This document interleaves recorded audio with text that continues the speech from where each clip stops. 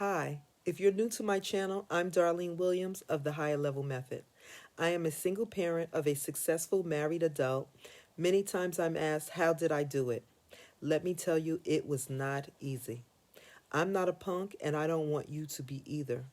Welcome to my episode of Parenting is Not for Punks. Today I want to talk to single parents about money and holidays. But before I do, please remember to visit my website at www.thehigherlevelmethod.com.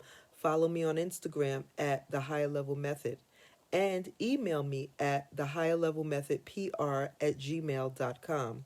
Remember, higher level thinking plus higher level results equals higher level performance, period. So today, I know the holidays just left, the major holiday like Christmas, and now we're about to embark upon Easter. Some kids have spring break, and sometimes money might be short, especially in today's economy where everything is much more than it should be, right? By leaps and bounds. There are still fun things you can do with your children that require little to no money. But parents, again, communication and consistent communication is the key. Being honest with your children, right? Letting them know, you know what, mommy does not have money for that right now. Daddy does not have money for that right now. There's nothing wrong with letting your children know that, you know what, right now we're in a financial crunch and we've got to count our pennies. Every penny counts. There is nothing wrong with telling children that, because they have no sense of the dollars now. And they just think that money is ever flowing. I remember a time when my son said to me, he asked me for something, and I said, well, you know what? We can't do that right now. So he said, well, why don't you just go to the bank and put your card in and take the money out? I was floored, because he thought that you just stick this card in and that money just comes out of the card, come out because you put the card in. And I had to explain to him, like, no, that's not how it works. You have to put something in the bank in order for it to come out of the bank. And that's just life in general. You got to let your children know that in order to get something, you got to give something, right? Life is a give and take. It's not about take, take, take, take, take. And you're giving them all of the time. You've got to talk to your children and let them know, yes, we may have the money to do it, but it wouldn't be wise to do it now, because we need to save some. We need to pay our bills. We need to save some, and that's it. Right? They think that with Cash App and Zelle and Venmo and GoFundMe and all of these platforms that will allow people to send you money, they have no sense of what, they have no value for money. And don't get me wrong, you should not idolize money. You shouldn't idolize anything. But you should have a healthy self-respect, and you should have a healthy respect for money, right? So what that means is you have to organize your money. You have to budget.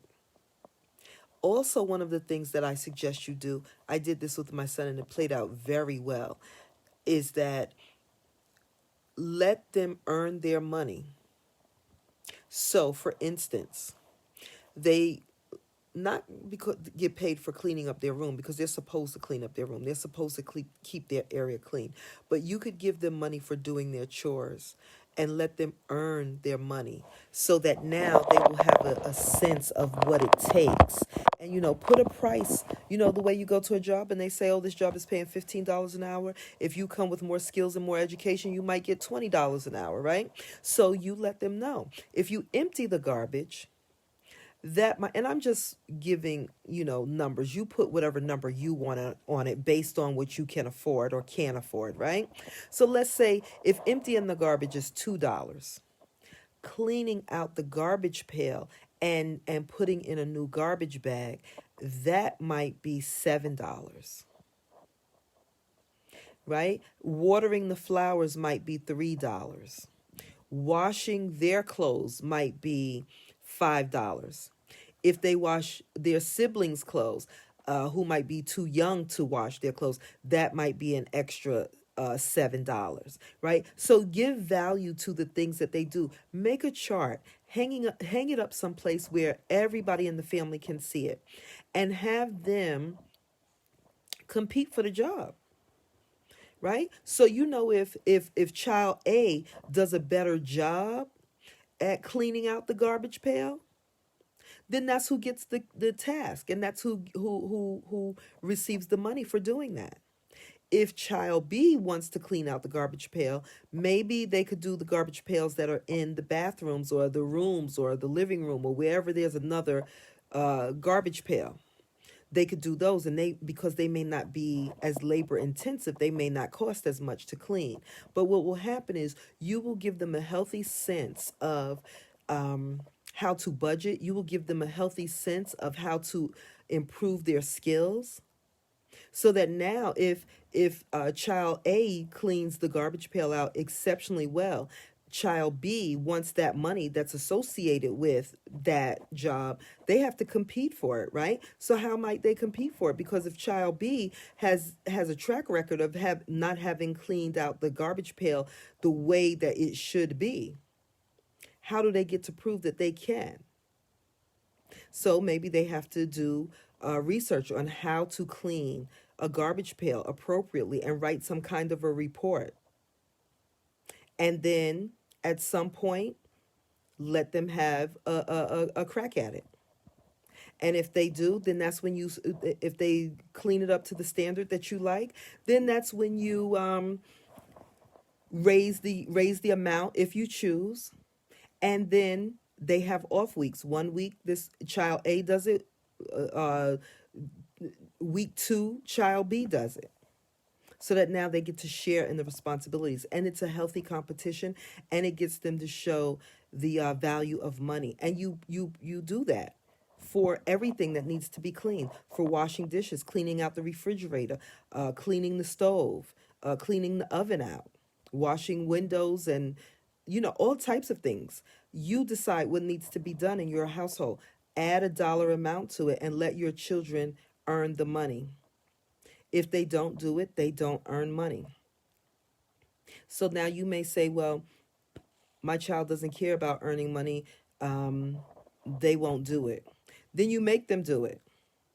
And if you have to remind them to do it, then there's no money associated.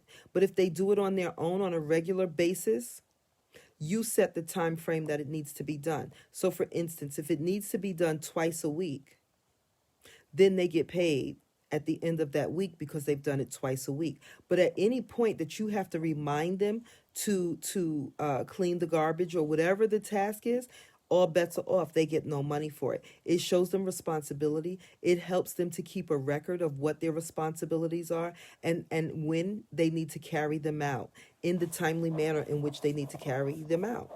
Same thing. It's time to wake up in the morning. You shouldn't have to, once they get to be a certain age, you shouldn't have to wake them up. Especially with cell phones, right? Everyone has cell phones. These children know how to do everything on their cell phone. By a certain age, they should be able to set the alarm on their phone, wake themselves up in an appropriate amount of time to go into the bathroom, get themselves together with their hygiene, and get ready for school. You could put a dollar amount on that if you wanted to. But at the moment, any moment that you have to remind them to do any of those things, all bets are off. The monies that they are normally entitled to, they are no longer entitled to them. But the following week, if they are on point, then they're on point. And you decide at what point the payout comes. The payout could come every week. It could come every other week.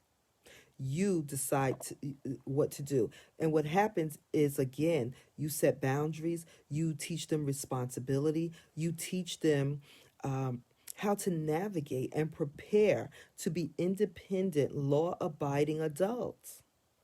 That's what you're doing to raise great young men and women.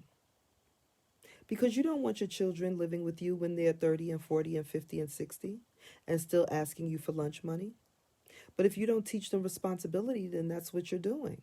You're teaching them to be a burden to you, to themselves, and to others. Don't be a punk, parents.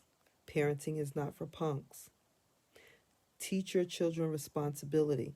Give them incentives. Encourage them to be better today than they were yesterday. Today is all we have. Prepare them now. And I guarantee you, if you do what you need to do when you need to do it, the time will come when you can do what you want to do when you want to do it. And same is true for your children. And when you raise them right, provide boundaries and stick to them and be what? Consistent.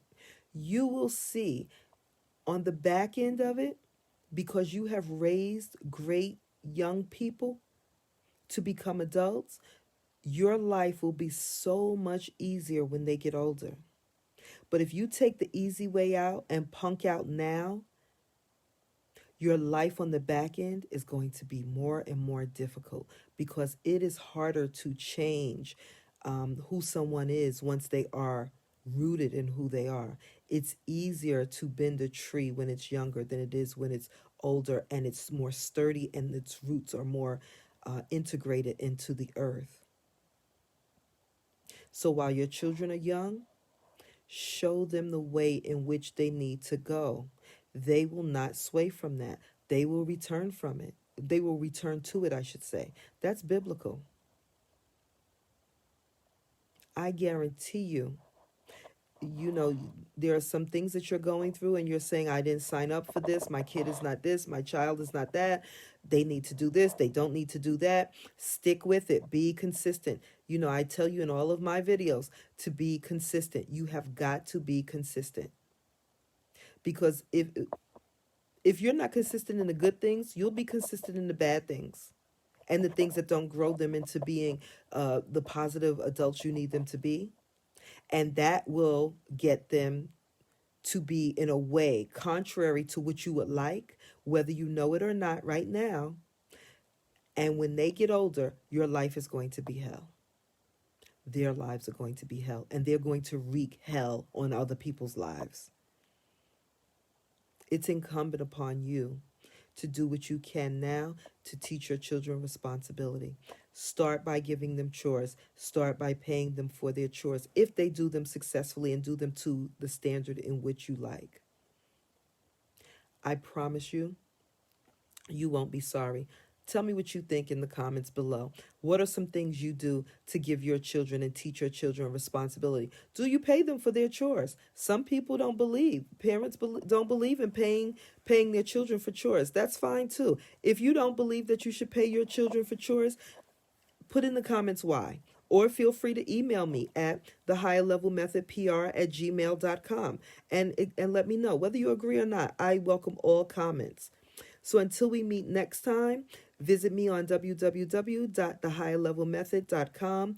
Also check out the parenting boot camp for parents that's coming up very soon. We're going to have a lot of fun, but we're going to learn a lot of things. We're going to be boots on the ground. Parents, you are not going to leave that boot camp the way in which you are entered. You're going to leave much better, you're going to leave better. You're going to be glad that you came. You're going to make alliances, and you're going to have access to resources. Register now. Space is limited. www.thehigherlevelmethod.com. And also there's early registration. Take advantage of it now. I'll see you next time. And remember, higher level thinking plus higher level performance equals higher level results, period.